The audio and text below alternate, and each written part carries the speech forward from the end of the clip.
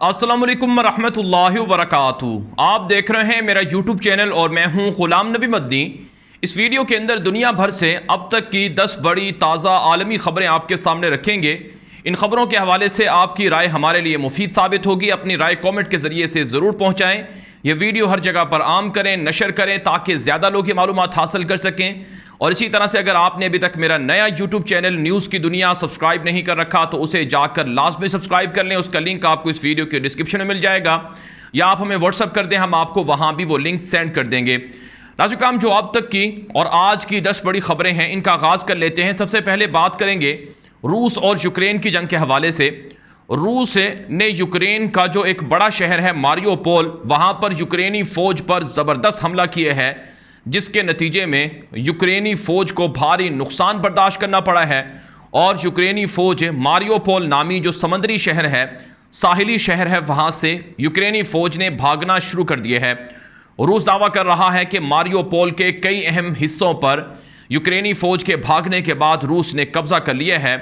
और इसी तरह से नाज़रीन किराम इत्तलात ये सामने आ रही हैं कि रूस की जानिब से जो दम्बास के इलाके हैं यूक्रेन के, उन पर भी भारी अंदाज से हमला किया जा रहा है, बमबारी की जा रही है। नाज़रीन किराम, इस जंग के अंदर अब तक 1 लाख के करीब लोग ज़ख्मी हुए हैं, मारे गए हैं। और इस जंग में यूक्रेन दावा करता है कि 28,000 रूसी फ़ौजी हमने कत्ल किए हैं, जबकि रूस का भी दावा है कि इस जंग में 50,000 से ज़ायद यूक्रेनी फ़ौज मारे गए हैं, यूक्रेनी फ़ौजी मारे गए हैं। और इस जंग के अंदर अमरीका और यूरोप और दीगर ममालिक असलहा यूक्रेन को फराहम कर रहे हैं। रूस पर पाबंदियां लग रही हैं, रूस से कंपनियां छोड़कर जा रही हैं। मैकडोनल्ड नामी कंपनी ने रूस को मुस्तकिल छोड़ने का ऐलान कर दिया है। नाज़रीन, जो आज की दूसरी बड़ी खबर है ये अफ़गानिस्तान से है। अफ़गानिस्तान के अंदर तालिबान की हुकूमत आने के बाद तालिबान ने कई बड़े फैसले और कई बड़े ऑर्डर्स जारी करना शुरू कर रखे हैं। आज की एक बड़ी खबर यह सामने आ रही है कि तालिबान ने अफ़गानिस्तान के 5 अहम महकमों को, 5 अहम इदारों को तहलील कर दिया है, ख़त्म कर दिया है। अफ़गान तालिबान की जानिब से बताया गया है कि चूँकि मुल्क के अंदर मुआशी तौर पर काफ़ी प्रेशर है और बजट खसारा भी है, तो इन इदारों की ज़रूरत नहीं थी, इस वजह से इनको ख़त्म किया जा रहा है। इसमें एक तो इंसानी हकूक़ कमीशन है, दूसरा मसालहती कमीशन है, और इसके अलावा दीगर इदारे हैं जिनको तालिबान ने ख़त्म कर दिया है। इस पर यूरोप और अमरीका और मगरबी दुनिया तालिबान पर तनकीद कर रही है। दूसरी तरफ नाज़रीन, तालिबान ने एक बड़ा शानदार फ़ैसला ये भी किया है कि जितनी भी गैर मुल्की NGOs हैं सिक्योरिटी की, या जितनी भी गैर मुल्की सिक्योरिटी फ़राहम करने वाली फ़र्म हैं, उनका भी ख़ात्मा कर दिया है। अब के बाद अफ़गानिस्तान के अंदर किसी भी इदारे को, किसी भी शख्स को, या किसी भी सफारत खाने को या कंपनी को सिक्योरिटी की ज़रूरत होगी तो तालिबान वो ख़ुद फराहम करेंगे। तालिबान कहते हैं कि इससे मुल्क के अंदर हकीकी आज़ादी सामने आएगी और इससे मुल्क के अंदर जो बदअमनी, दहशतगर्दी की वाक़यात और कार्रवाइयों में जो अमूमन गैर मुल्की कंपनियाँ इस्तेमाल होती थी, उनका ख़ात्मा होगा। तालिबान कहते हैं कि यह फ़ैसला अफ़गानिस्तान की आवाम के मफाद के लिए किया गया है। इस पर भी यूरोपीय यूनियन और मगरबी दुनिया तनकीद कर रही है। नाज़रीन, जो आज की तीसरी बड़ी खबर है ये सऊदी अरब से है। सऊदी अरब के अंदर वजारत तालीम ने, जो सऊदी अरब के अंदर मौसीकी की अथॉरिटी है, उसके साथ मिलकर स्कूलों में म्यूज़िकल कल्चर के नाम से गैर निसाबी सरगर्मी शुरू करने का ऐलान कर दिया है। अब सऊदी अरब के अंदर स्कूलों में बच्चों को म्यूज़िक सिखाई जाएगी, मौसीकी सिखाई जाएगी। मौसीकी के जो आलात हैं वो चलाने सिखाए जाएंगे, गाने बजाने के हवाले से बच्चों को तालीम दी जाएगी। और इसी तरह से दुनिया के अंदर कौन कौन से गाना बजाने वाले अदाकार और अदाकाराएँ हैं, उनकी तालीम भी सऊदी अरब के स्कूलों में दी जाएगी। इसका बाकायदा ऐलान सऊदी अरब की वजारत तालीम की जानिब से कर दिया गया है। तो ये नाज़रीन इकराम सऊदी अरब के अंदर जो सेकुलरिज़म है, लिबरलिज़म है, उसकी तरफ बढ़ता हुआ नया कदम है। और इस पर सऊदी अरब के लोगों ने काफ़ी तनकीद भी की है कि यह वली अहद का वो फ़ैसला है जिससे सऊदी अरब की शनाख्त और सऊदी अरब की साख को नुकसान पहुँचेगा। नाज़रीन, जो आज की चौथी बड़ी खबर है ये अमरीका से है। अमरीका के अंदर फायरिंग के वाक़यात में इजाफा हो रहा है। गुज़श्ता रोज़ न्यूयॉर्क के अंदर एक सफ़ेद फार्म ईसाई दहशतगर्द ने हमला करके 10 से ज़ायद जो सियाह फार्म थे उनको कत्ल कर दिया था। 18 साल का ये ईसाई दहशतगर्द था जिसने एतराफ़ किया था कि वो काले लोगों से, सियाह फार्म लोगों से नफरत करता है। अब नाज़रीन किराम खबरें ये हैं कि अमेरिका के अंदर एक चीनी निज़ाद अमरीकी शहरी ने चर्च के अंदर हमला करके ताइवान निज़ाद अमरीकी ईसाई शहरियों को निशाना बनाया है और उसके नतीजे में 5 से ज़ायद जो ताइवान निज़ाद अमरीकी शहरी थे वो कत्ल कर दिए गए हैं। गोया कि चीन और ताइवान के दरमियान जो बाहमी मुखासमत है, बाहमी लड़ाई और झगड़े हैं, वो अब अमरीका तक भी जा पहुँचे हैं और अमरीका के अंदर भी इस असबियत और नस्ल परस्ती का जो निशाना है वो लोग बन रहे हैं। नाज़रीन, जो आज की 5वीं बड़ी खबर है ये फ़लस्तीन से है। फ़लस्तीन के अंदर इसराइली फ़ौज के मज़ालिम जारी हैं। इसराइली फ़ौज वो फ़लस्तीनी शुहदा के जनाज़ों पर हमला कर रही है और निहत्ते फ़लस्तीनी लोगों को कत्ल कर रही है। आज की खबर यह है कि एक बूढ़े फ़लस्तीनी शख्स को गोली मारकर शहीद कर दिया गया है और दावा यह किया जा रहा है कि वह बूढ़ा शख्स चाकू से यहूदियों पर हमला करने जा रहा था, हालांकि इसके कोई सबूत नहीं मिले हैं। दूसरी तरफ से इसराइली वज़ीर आज़म दहशतगर्द नफ्ताली बेनेट ने यह कहा है कि इसराइल फ़लस्तीनियों के हमलों को रोकने के लिए हर असलहा इस्तेमाल करेगा ताकि फ़लस्तीनी इसराइलियों को डरा ना सके, उन पर हमले ना कर सके। हमास ने धमकी दी है कि निहत्ते फ़लस्तीनियों के कत्ल पर खामोश नहीं रहा जाएगा, इसका बदला लिया जाएगा।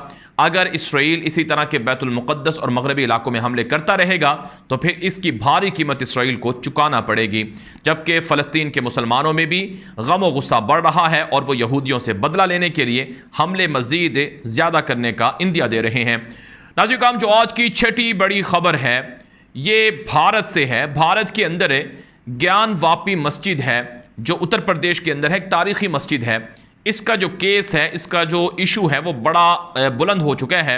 जिस तरह से बाबरी मस्जिद को भारत के अंदर शहीद करके हिंदू मंदिर बना दिया गया, इसी तरह से ज्ञान वापी जो 17वीं सदी में मुगलिया दौर के अंदर बनाई गई थी, तारीख़ी मस्जिद है, इसको गिराकर इसकी जगह पर मंदिर बनाने के लिए बाकायदा मुहिम उरूज पर है। जो भारत के अंदर असदुद्दीन ओवैसी हैं, जो सियासतदान भी हैं और मुसलमानों के वो मजहबी रहनुमा भी हैं, उन्होंने बयान दिए है कि ज्ञान वापी मस्जिद को शहीद करने की इजाज़त कभी नहीं दी जाएगी। अगर इस पर हमला करके बाबरी मस्जिद की तरह इसको नुकसान पहुंचाया गया तो मुसलमान भारत के खामोश नहीं रहेंगे। दूसरी जानब नासिर काम, बाबरी मस्जिद की तरह से ही इस केस को सुप्रीम कोर्ट के अंदर सुनने का दावा किया जा रहा है, जिस पर मुसलमान सरापा एहतजाज हैं। भारत के अंदर मुसलमानों की मस्जिदों से लाउड स्पीकर उतारे जा रहे हैं, अजानों पर पाबंदी लगाई जा रही है, मुसलमानों की नस्ल कुशी की जा रही है। इंसानी हकूक़ के इदारे और दुनिया भर से मुसलमानों के ऊपर होने वाले इस मजालिम और जुल्म पर आवाज़ें बुलंद हो रही हैं। नाज़रीन, जो आज की 7वीं बड़ी खबर है ये भी भारत से है। भारत के अंदर बीजेपी के एक शिद्दत पसंद रहनुमा ने इल्ज़ाम आयद किए है कि भारत में मुगलिया दौर के अंदर मुग़ल बादशाहों के दौर में 36,000 मंदिरों को तबाह किया गया था और इन मंदिरों की जगह पर मुसलमानों ने मस्जिदें और मदरसे बना लिए थे। लिहाजा अब मुसलमानों से बदला लिया जाए और मुसलमानों की मस्जिदें शहीद की जाएं। गोया कि बाकायदा मुहिम चलाई जा रही है मुसलमानों की मस्जिदें शहीद करके मंदिर बनाने की, और झूठे इल्ज़ामात भी घड़े जा रहे हैं। साथ साथ ये भी खबरें हैं कि मुसलमानों के जितने मदरसे भारत के अंदर हैं उन्हें भी बंद कर दिया जाए। ये भी बीजेपी के इंतहा पसंद मुहिम चला रहे हैं। और इतलात तो ये भी सामने आ रही हैं कि बाकायदा हिंदू इंतहा पसंद जमातों ने अपने कारकुनों को असलहा चलाने की तरबियत देना भी शुरू कर रखी है, जिससे मुसलमानों की जो नस्ल कुशी है वो ख़तरे में पड़ गई है। अब उनकी नस्ल कुशी का जो ख़तरा है वो बढ़ता जा रहा है। नाज़रीन, जो आज की 8वीं बड़ी खबर है ये भारत ही से है। एक ताज़ा रिपोर्ट भारत के अंदर नशर हुई है जिसमें कहा गया है कि भारत के अंदर गुर्बत बेकाबू हो चुकी है और भारत में 8 करोड़ से ज़ायद लोग भूख की वजह से मरने के दहाने पर जा पहुंचे हैं और भारत की जो करेंसी है वो भी डिवैल्यू हो रही है, जिसकी वजह से लोगों के अरबों रुपए डूब गए हैं। नाज़रीन, जो आज की 9वीं बड़ी खबर है ये तुर्की से है।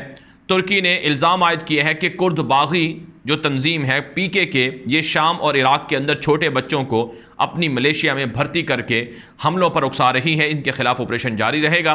तुर्क फ़ौज का और तुर्क इदारों का दावा है और तुर्क हुकूमत का दावा है कि शाम और इराक़ के अंदर बागियों के खिलाफ ऑपरेशन जारी है।